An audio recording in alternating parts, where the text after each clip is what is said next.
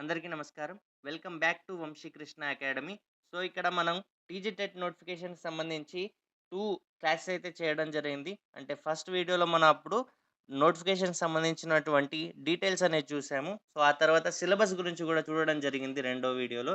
So, ఈ క్లాస్‌లో మనం తెలుగుకి సంబంధించినటువంటి పర్యాయ పదాలు, ఓకేనా? పర్యాయ పదాల గురించి ఈ క్లాస్‌లో మెయిన్ ఇంపార్టెంట్ పర్యాయ పదాలైతే మనం ఇక్కడ డిస్కస్ చేద్దాము. సో, వీటితో పాటు ఇంకా మీరు టెక్స్ట్ బుక్‌లో ఉన్న దాదాపు అన్ని పర్యాయ పదాలు గనుక జూస్తే మనకు ఎగ్జామ్‌లో డెఫినిట్‌గా క్వెషన్స్ అనేది అడుగుతారు. 1 ఆర్ 2 క్వెషన్స్ అయితే మనకు ఎగ్జామ్‌లో అడగొచ్చు. సో, వీటితో పాటు మీరు ప్రీవియస్ ఇయర్ పేపర్స్ గూడా ఒకసారి చూడండి. మీకొక అండర్‌స్టాండింగ్ అనేదొస్తుంది. అవగాహన అనేదొస్తుంది. ఎలా వస్తున్నాయి క్వెషన్స్. సో, ఎందులోకెళ్ళొస్తున్నాయి అవన్నీ గూడా తెలుస్తుంది. సో, మేమిక్కడ ఇంపార్టెంట్ పర్యాయ పదాలైతే చూస్తున్నాం. సో, ఇవి జూస్తూనే మీరు అవి గూడా ఇంకా టెక్స్ట్ బుక్‌లో ఉన్నయి గూడా చూస్తే బెటర్. సో, ఇక్కడ మనం ఇక స్టార్ట్ చేద్దాము. పర్యాయ పదాలు అంటే ఏంటి ఫస్ట్? అంటే ఒకే అర్థాన్నిచ్చే వేరు వేరు పదాలను పర్యాయ పదాలు అంటారు. సో, ఓకేనా? ఒకే అర్థం అంటే మీనింగ్ ఒకటే. కానీ వర్డ్స్ పదాలు మాత్రం వేరు. సో, వాటిని ఏమంటారంటే పర్యాయ పదాలు అంటారు. ఓకేనా? ఒకటే అర్థం గానీ వర్డ్స్ వేరు. రకరకాల వర్డ్స్ వేరు వేరు పదాలను కానీ ఒకటే మీనింగ్ అవి చెప్తాయి. సో, ఇక్కడ ఏంటి మరి కొన్ని మన ఎగ్జాంపుల్స్ అనేది ఇక్కడ చూద్దాము. ఫస్ట్‌ది తరువు. ఓకేనా? తరువు యొక్క పర్యాయ పదాలేంటి అంటే వృక్షం, చెట్టు. అంటే మీరు ఇక్కడ వృక్షం అన్నా చెట్టే అవుతుంది. చెట్టు అన్నా చెట్టుయే. తరువు అన్నా చెట్టుయే. అంటే ట్రీ ఇంగ్లీష్‌లో గదా! సో, అలా తరువు, వృక్షం, చెట్టు 3 ఒకే రకమైన అర్థాన్ని ఇస్తున్నాయి గదా! అంటే ఒకటే దాన్ని సూచిస్తున్నాయి గదా! సో, అందుకే వీటిని పర్యాయ పదాలంటారు. సో, ఇవే కాకుండా ప్రతీది ఇప్పుడు రెండోది జూద్దాం. హాలికుడు అంటే ఎవరు? కృషీవలుడు రైతు. అంటే మనకు రైతు అంటే తెలుసు గదా! ఫార్మర్. సో, ఫార్మర్‌ని మనం ఇక్కడ రైతు అనొచ్చు, కృషీవలుడు అనొచ్చు, హాలికుడు అనవచ్చు. అంటే వేర్వేరు పదాలే అయినప్పటికీ ఒకే అర్థాన్ని ఇస్తున్నాయి గాబట్టి వీటిని మనం పర్యాయ పదాలు అంటారు. అలాగే ఇక్కడ చూద్దాం ఇంకా సుమము అంటే పుష్పము, పువ్వు. ఓకేనా? అలాగే పదం అంటే త్రోవ, మార్గం.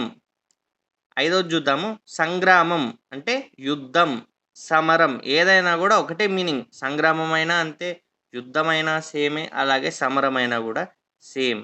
అలా ఇక్కడ పాటవం అంటే సామర్థ్యం, శక్తి. ఇక్కట్లు అంటే ఆపదలు, కష్టాలు. అలాగే నిక్కము అంటే నిజము, యథార్థము. పక్షి అంటే పర్యాయ పదాలు ఏంటి? పులుగు, ఖగము. అలాగే ఇక్కడ క్షుధ అంటే ఆకలి, క్షుత్తు. అలాగే యుక్తి. యుక్తి అంటే ఏంటి? ఉపాయం, వేసంగి. భార్య ఓకేనా? అంటే వైఫ్ గదా! సో, భార్య అంటే ఇంకా కళత్రం, పత్ని.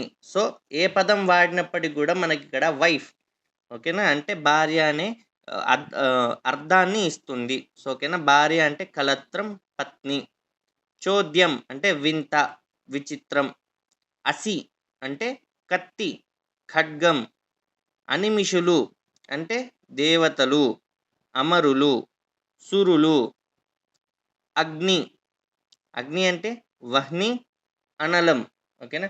మనకు అనలం అనిచ్చి వాటి యొక్క పర్యాయ పదాలు అలా అడగవచ్చు. కాబట్టి మనం డెఫినిట్‌గా ఇవన్నీ గూడా గుర్తుంచుకోవాలి. సో, అలాగే అల్కా అంటే కోపం, కినుక. తర్వాత అమృతం అంటే సుధా, ఘృతం.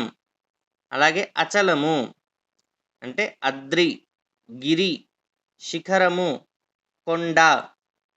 అడిదము అంటే కత్తి, ఖడ్గము, అసి, కృపానము. సో, ఈ విధంగా మనం ఒక 20 పర్యాయ పదాలైతే ఇక్కడ చూడడం జరిగింది.